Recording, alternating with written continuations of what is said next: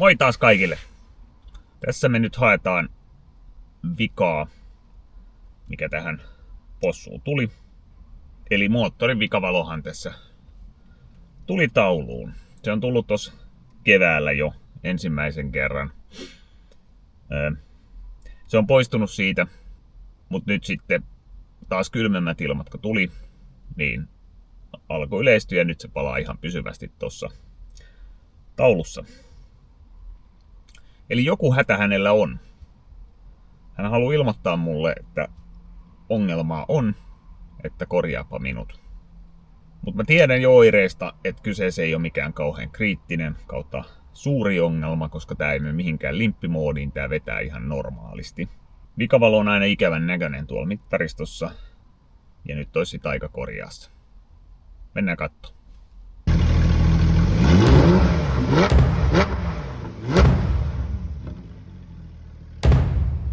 Eli tämä vika selkeästi liittyy kylmiin ilmoihin ja oireet on sen mukaiset, että se syttyy lähestulkoon aina.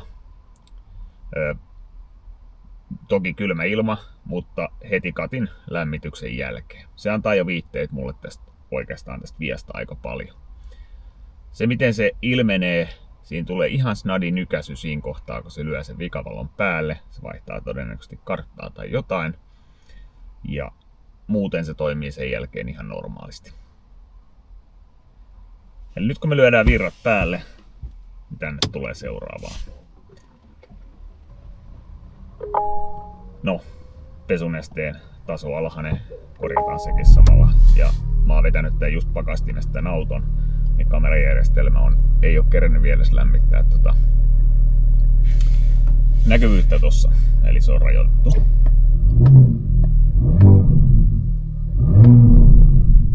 Se lämmittää sen kyllä. Tää on niinku optimaalinen nyt tälle oireen esiintymiselle, ja jotta me saadaan vähän lokattua vikaa. Mä oon käytännössä vaan esilämmittänyt tän auton, ja sehän tietenkin hybridissä tapahtuu applikaatiolla.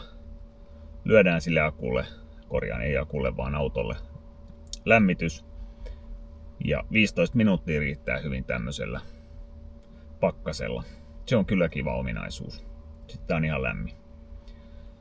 Ja moottorihan toi ei lämmitä, mutta tekee kuskille miellyttävää, ja rangeihan toi ei syö kuin ihan muutaman kilometrin. Toi 15 minuuttia puolen tunnin esilämmitys.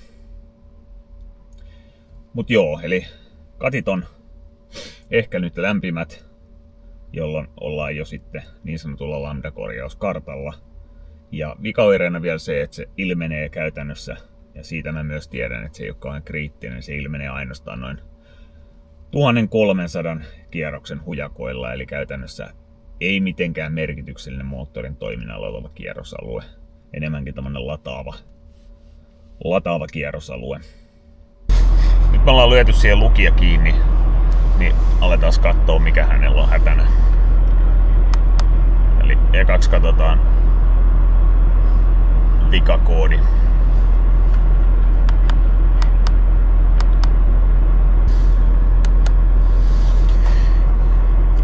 Ja siinä näkyy heti, että 3 on moottorin ohjauksessa vikoja. Nyt kaikki vikavalot vilkkuu, koska mä luen tätä samalla. Eli me luetaan moottoriohjauksesta vikakoodit, ja siellä itse asiassa onkin exhaust flapista vank 1 puolella eli vasemmalla puolella, niin siellä on läpät ilmeisesti jäässä. Mut se ei oo toi moottorin vikavalon syy. Siinä on meidän moottorin vikavalon syy. Eli kyse on lambda-korjauksesta behind catalytic converter, eli niistä taimaisista. Normaalistihan taimaiset lambdat lähinnä valvoo vaan katin toimintaa, ja ne kytkeytyy silloin käyttöön, kun auto lämpee kylmästä. Ja niissä on lämmitys itsessään, niin ne lämmittää itsensä nopeammin, ja sitten sen jälkeen ne rupeaa valvoa kattien toimintaa. Possus nyt ilmeisesti on vähän enemmän logiikkaa, koska se lyö vikavalon näistä. Eli se on havainnut siellä, että siellä on laiha seos Ja nyt kun me katsotaan sitä freeze framea, niin tuossa näkyy just toi, eli Okkuran se engineer speed on ainoastaan 1432 rundia. Lambda-korjaushan menee paljon pidemmälle, ja jos tää olisi Lambda 1 ja korkeilla kierroksilla, niin silloin oltaisiin aika huonolla tolalla ja todennäköisesti se löysi sen limppiin, koska sitten se menee varakartoille, koska se ei pysty Lambda-korjauksen kanssa tekemään. Loadi on ainoastaan 26%, joka on tosi pieni. Kuulantti on just siinä, että ollaan päästy lämpimäksi. Nyt kun me katsotaan, taas tuolta noin vikakoodit pois, me ollaan kuulantti 80, öljyt on 56. Ja nopeuskin on 52 kilometriä tunnissa, eli hyvin pieni, eli tasakaasulla ollaan ajettu ja siinä vaiheessa se lyö sen. Ja ahtoa meillä ei käytännössä ole yhtään. Ja pakkasen puolella ollaan silloin, -2 on ollut intakein lämpötila. Eli tämmöisissä olosuhteissa se on aina syntynyt. Se tosiaan kertoo nuo olosuhteet jo sen, että kyse ei ole kauhean kriittisestä viasta, mutta vika, joka täytyy korjata. Sitten mennään sen verran, että mennään lokittamaan. Katsotaan tuosta vielä toi 3. Jaha, no niin, se on hyvin tyypillinen talvella. Fuel fill door stuck closed. Sehän näissä käy. Toi herkästi jämähtää toi luukku. Se oli jäätynyt taas yhden kerran. Tossa oli tällä kertaa se luukun kansi vaan, ettei ollut se nostaja, mutta alright. Tässä näkyy, että Pank 2 tällä hetkellä korjaukset on 3,9 negatiivista ja 1 0,8, et siinä on jo ero. Nyt me lokitetaan vähän, mitä täällä tapahtuu. Noin. Niille me lähdetään lokittamaan.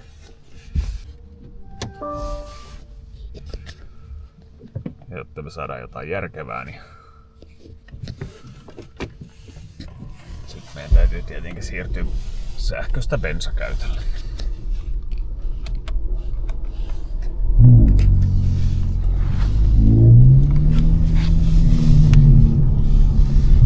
Katsotaan mikä on lokituksen tulos. No sit katsotaan vähän tätä Icar Softin logia, että mitä tää näyttää. Ihan ensimmäisenä on sanottava, että tää ei ole niin kauhean näppärä kuin mitä monissa muissa on. Ensimmäisenä on se, että tuosta lukijalta pystyy ollenkaan katsoa graafia muuten kuin ajon aikana. Mutta se on ihan äärettömän vaikea. Silloin kun sä haluat lokittaa, niin sä haluat sen failin ja sit sä analysoit sitä koneella. Tässä meillä on nyt ennen ajoa oleva logi. Ja kuten näkyy, niin tämä tekee tämmöistä frame-pohjasta dataa, ei varsinaista niin kuin rivipohjasta, missä se näyttää ne frameit siinä aikajanalla. Se tekee tämän lukemisen vähän hankalaksi, eli tässäkin on 867 framea, se on kerännyt tona aikana ottaa. Ja jostain syystä täältä puuttuu, vaikka nämä on ne parametrit, jotka laitettiin päälle, niin täältä puuttuu hirveän moni. En tiedä syytä. Merkittävin tässä on oikeastaan se, että Pank 2 long fuel trimmeissä ei näytä ollenkaan. Eli tässä mulla nyt on epäilys siitä, että silloin kun tuolla on vika päällä, niin se automaattisesti disabloi ton Pank 2, missä se vika on. Niin se hylkää tavallaan ne arvot kokonaan, mitä siihen tulee, eli se ei itsekään enää luota siihen. Ja siitä johtuu toi, että se ei näytä näitä Pank 2 trimmejä ollenkaan. Mutta tämä nyt oli oikeastaan se merkittävin sinänsä tässä, ja oikeastaan ainoa data, mitä me nyt tästä saadaan irti, on, me ollaan closed loopissa, niin kuin meidän periaatteessa kaiketi kuuluukin tässä kohtaa olla. Mutta ero on kuitenkin ihan merkittävä näiden kahden pankin short trimmissä. Niin se on ehkä semmoinen asia, mitä me tästä voidaan niin kuin päätellä. Eli tämä nyt vaan vahvistaa sen, että lambdan vaihtoon tässä lähdetään. Ja sen jälkeen se on se yleisin vika näissä. Niin lambdoilla on kuitenkin käyttöikä semmoinen 100 000–200 000 ja tämä on jo yli sen alarajaan, niin siellä on ensimmäinen lambda viottunut. Katsotaan, miltä tämä näyttää tämä logi sitten sen jälkeen, kun ollaan saatu toi korjattu. Ajetaan uusi logi.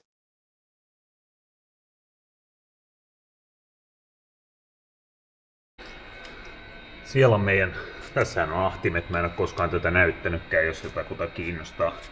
Ahtimethan on tässä, tuplat tietenkin. Diverter-valvet on tuolla näkyy. Siellä on DV-plussat, ihan lailliset. Ja siinä on käärityt katit. Ne on lämpöeristetyt V-pandeilla. Ja kaiken järjen mukaan meidän ongelma. Tässähän on siis ykköslambdat on tossa, kakkoslambdat tuolla. Ja siellä on bank 1, ykköslambda, kakkoslambda. Bank 2, lambda 2, aftercutti pitäisi olla tämä. Siinä ei ole sinänsä mitään vikaa, se ei vuoda. Eli me irrotetaan johto ja katsotaan miltä se lambda näyttää. Se menee tonne alle ikävä kyllä. Mutta mikä sen mukavampaa. Joo, mä joudun ottaa kyllä. Tämähän on kivasti tää lambda-johto tosta klipsi pois, mutta sehän menee tonne alle. Mä joudun ottaa tän pois, että mä pääsen tuolta kautta käsiksi sinne. Se on tehty vähän vaikeaksi. Eli mä otankin nää pois. Mutta tää nyt ei ole siis mikään iso issue. Tää hetkessä tästä pois. Tiivistä pois. Sitten nää vaan nostellaan nää klipsit täältä pois. Päästään käsiksi tuolta sivusta. Ei onnistu ilman. Käsi ei mahdu tonne väliin ja sä et näe mitään. Koska sen konnektorin paikka on tollainen kuin se on. Itse asiassa tota ei tarvii ottaa. Näin. Joo, tässä tulee vähän hankaluudeksi nyt, että on hybridi. Sen suojan poistaminen ei kauheasti auta, koska tässä on joku hybridiin liittyvä järjestelmä, kun tähän tulee korkeajännitekaapeli. Onko tämä nyt sitten joku inverteri vai mikä liian? Tästä meidän olisi päässyt käsiksi tonne päin, siihen lambdan päähän, joka on tuolla välissä. Nyt tässä ei käytännössä ole yhtään tilaa. Eli musta tuntuu, että 2.9 hybridimallissa ton lambdan vaihto, että pääsee tonne käsiksi, on ainoa mahdollisuus se, että otetaan se alakautta.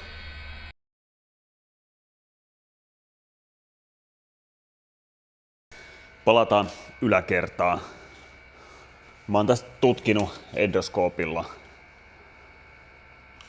missä toi sijaitsee, toi lambdan piuhan pää. Ja se on tossa kohtaa alemmas. Eli palataan siihen, että kyllä se on samassa paikkaa kuin mitä se on 2.9 ilman hybridiä. Tästä ei ole mitään toivoa. Tässä nyt on moottorisuoja nyt paikallaan. Se ei auta yhtään mitään, että sen poistaa, koska tähän väliin pitäisi päästä. Ja ainoa keino, millä tähän väliin pääsee, on täältä.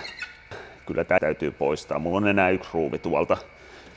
Se on tehty sinänsä fiksusti, että näihin kaikkiin ruuveihin pääsee helposti käsiksi.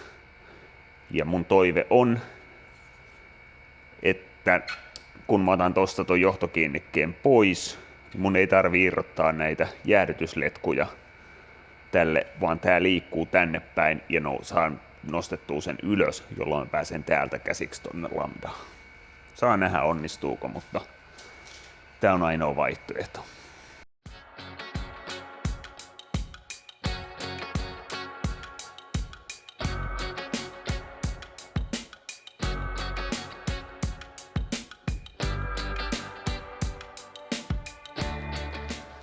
No niin, nyt tää on saatu siirrettyä tähän vierelle ilman, että mun piti avata vesiletkuja. Lähinnä, että jos tuossa on ilmausproseduuri, niin ei ole oikein järkevää ja myöskään tuohon korkeajännite johtoon en viittinyt sitä irrottaa, koska se voi hermostua siitä sitten. Jouduin kyllä täältä nämä liittimet. sekä maadotuksen ottaa pois. Mut katsotaan, jos se hermostuu, se hermostuu. Mut nyt me nähdään ensimmäisen kerran. Eli meidän lambda-liitin on toi tuolla. Eli noin kivas paikas. Mut nyt meillä on mahdollisuus, kun mä oon saanut tästä pois, niin mä pääsen tosta vähän kädellä sen verran, että mä saan nostettua sen pois sieltä. Kiva homma. No niin, lambda-liitin on irti. Näkyy tossa toi. Eli nyt kun mä sain sen tosta tuolta kehyksestä pois, niin siinä on vähän paremmin tilaa. Niin mä sain sen irti. Tai mä saan sitä vähän ylemmäs. Ja se laitetaan kans paikoilleen samalla lailla, että se laitetaan tossa paikoille ja sitten täytyy pitkällä ruuvarilla tökkiä se tonne klipsiin, missä se on ollut kiinni. Mut tässä vaatii pienet kädet. Nyt me otetaan uudestaan tuo moottorin suojapoikkituki pois. Ja meidän pitäisi saada, siellä se on kahdella semmosella, se johto on siis semmosella kahdella kiinnikkeellä, semmoinen on ihan semmosia vedettäviä, mutta tietenkin täytyy vetää oikeaan suuntaan. Niihin ei pääse sormilla käsiksi. Niin se on vielä sellaisella kiinni siellä, jotta tavallaan se ei roiku se johto. Niin se on oikeastaan se vaikeampi homma. Sitten me mennään tuonne koneen taakse ottaa se lambda pois. No niin. Nyt se on vihdoin. Oli kyllä semmonen tunkkaaminen, että oksat pois. Mut jos sä olisit vienyt tän possulle, niin musta tuntuu, että tää menee taas siihen kategoriaan, että tuo moottori olisi tiputettu pois. Niinhän tehdään esimerkiksi moottorin tukikumien yhteydessä, jos ne pitää vaihtaa näissä. Vaikka ne saa, erittäin vaikeasti kyllä, mutta ne saa vaihdettua kone paikallaan. Tää nyt oli vain yksi esimerkki. Mulla jotenkin tuntuu vaan, että tää menee samaan kastiin sen asian kanssa. Mut joo. Eli tässä on vanha lambda. Sehän on jonkun värinen, ehkä vähän tumma. Mä en ole ihan varma, vaikka tää on kakkoslambda, kun se valittaa lean conditionista tässä kakkosbankissa, kakkoslambdassa, että tekeekö se korjausta eli rikastaa seosta, eli huonontaa bensan kulutusta, jolloin tämä myös mustuu. Normaalia enemmän. Tässä on uusi. Ja tästähän on sanottava se, että alkuperäistä, tuotenumero näkyy tuossa, alkuperäistä, toi on siis alkuperäinen, mutta siis tarviketta tähän ei löydy, jos sä laitat mihin tahansa autorokkiin tai vastaavaan tän niin kuin VIN-koodin, niin lopputulema on se, että niillä ei ole tarjota mitään siihen. Ja se on hyvin tyypillistä näissä. Mä löysin yhden tarvikkeen, joka väitettiin eBayssä sopivan. Se oli NTK valmistava, hinta oli joku tyyliin 120 €. Vai oliko se? Ei, se oli enemmän, se oli 150 €. Tää orkkis maksaa vajaa 400. Tää on aivan järkyttävän kallis lambdaksi ja kakkoslambdaksi vielä. Mutta kun näette tämän työn tässä, niin tonne ei viitti ihan hirveästi lähteä kokeilemaan sitä, että otetaan yksi tarvikelambda ja katsotaan toimiiko se. Se ei kuulosta ihan hirveän hyvältä idealta. Tähän on tunteja palannut aika paljon. Joten se 150 €, mikä siinä on hintaero tai 200, niin se ei ole yhtään mitään. Siksi ja myöskin, koska Porsche, niin otetaan se alkuperäinen, vaikka se on kalliimpi. Valmistajahan tästä ehkä löytyy. Kuka tän on valmistanut? Tässä lukee Made in Japan, NTK. Noniin. Eli tää on NTK valmistama. Eli olisi se NTK siihen varmasti mennyt. Mutta niissäkin on sitten riskinsä sitten, että nämä johdot ei olisi oikein mittaiset. Tässähän on nämä kohdistustabit, kuten täälläkin. Ja täältä otetaan vielä nämä 2 kiinnikettä. Mä olin katsovinen joissain, että joku oli jättänyt nämä ottamatta kokonaan. Nämä on mennään ihan hemmetin vaikea laittaa tonne takaisin. Mutta takaisinlaitto on helpompi kuin poisottaminen. Nämähän on sellaiset, jotka hirttää sinne muoviin kiinni. Siellä on sellaiset muovitabit vaan, missä nämä on kiinni. Niin kyllä ne sinne paikalla takaisin menee, mutta se poisottaminen on se iso työ yleensä.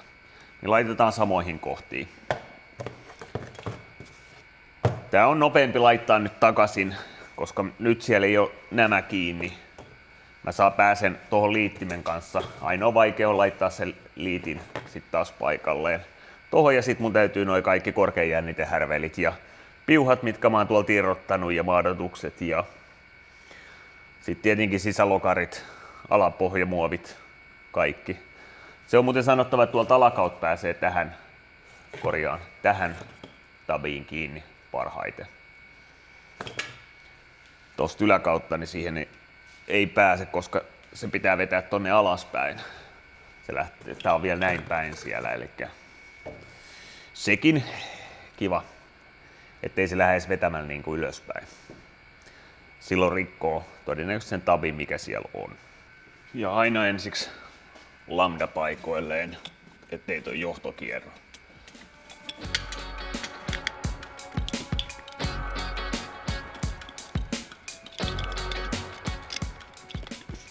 Tähän käyttöön on erittäin hyvä tämmönen avain, missä on yksi kulma poikki, niin sen saat tonne väliin.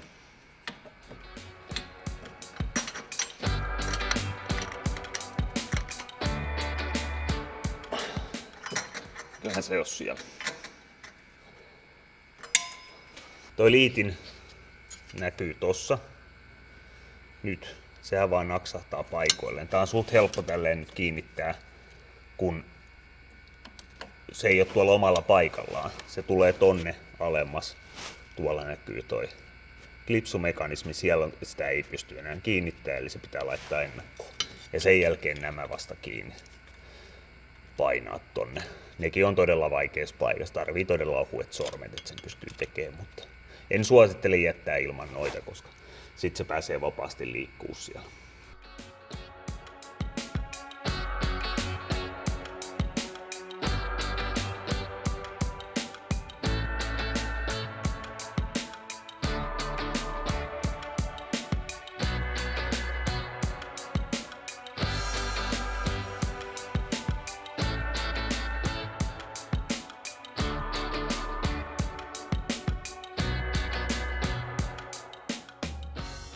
Nyt oikeastaan enää on tämä moottorin suoja paikalleen, niin sitten ollaan siinä.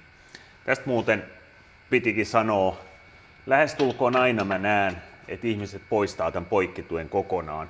Ja tässähän on tämmöinen hassuus, jos näähän ei tunne nämä pultit, ne ottaa näihin kiinni. Jos sä haluat poistaa ton kokonaan, niin sit sun täytyy ottaa nämä diagonaalitkin irti.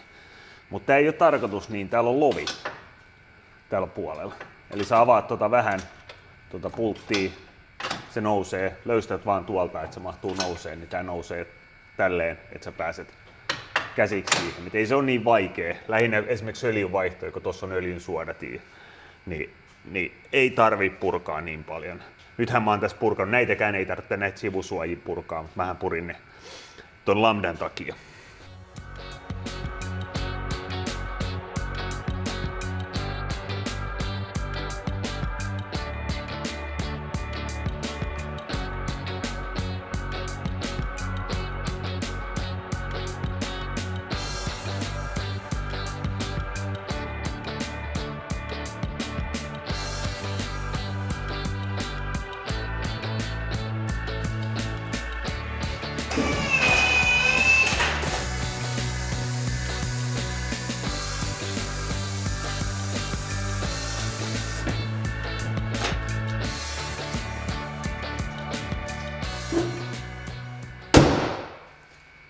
Sitten otetaan lukija seuraavaksi ja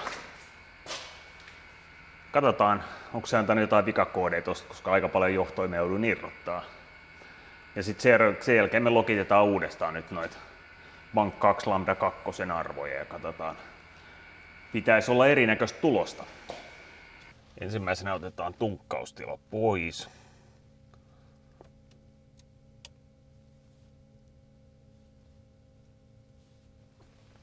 Noin. Nyt tää tiputtaa takaisin itsensä ala-asentoon. Nyt se on lukinut itsensä yläasentoon. Sitten lähdetään lukemaan.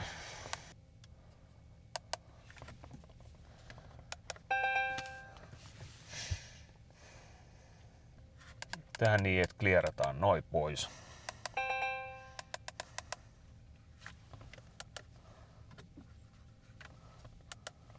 Niin käydään seuraavaksi, otetaan tuossa uutta logia, niin käydään ajaa sitten. Niin katsotaan seuraavaksi sitten tuo logi vielä. Ja myöskin se, että tuo moottorin vikavalo ei syty enää siitä. Lambda on vaihdettu. Ja nyt katsotaan vielä jälkeen tulos. Mä otin suurin piirtein samat anturit kuin ennen. Mä ajoin huomattavasti pidemmän session, eli tässä tuli 1400 treimiä, vajaa 1349. Ja ihan ensimmäinen huomio se, että nyt kun meillä ei ole enää vika päällä, niin nyt se palauttaakin sieltä long term fuel trimin Bank 2 myöskin.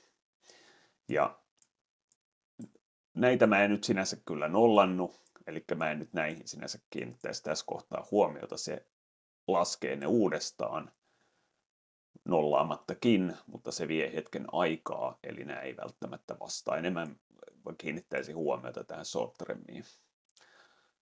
Ja eroja on ja negatiivista on, joka viittaa siihen, että se tässä kohtaa on alkanut laihentaa seosta siis. Sitähän toi tarkoittaa, mikä voisi taas olla perua siitä, että se on aiemmin sitä rikastanut reilusti sen lambda-virheen takia.